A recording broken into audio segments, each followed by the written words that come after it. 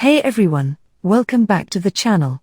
In today's video, I'm going to walk you through the step-by-step process of installing Stremio on your Windows computer.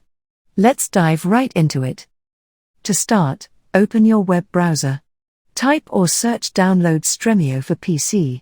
And go to the official Stremio website.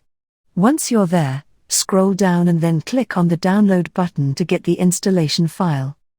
Once the download is complete, locate the installer file, usually in your Downloads folder. Double-click on the installer to launch the installation process. The Stremio setup wizard will appear. After the installation is complete, click on Finish to exit the setup wizard. Stremio will automatically launch.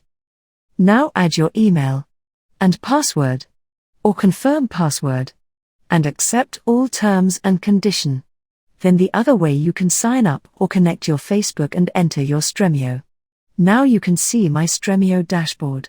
Now ready to start exploring its features and streaming content.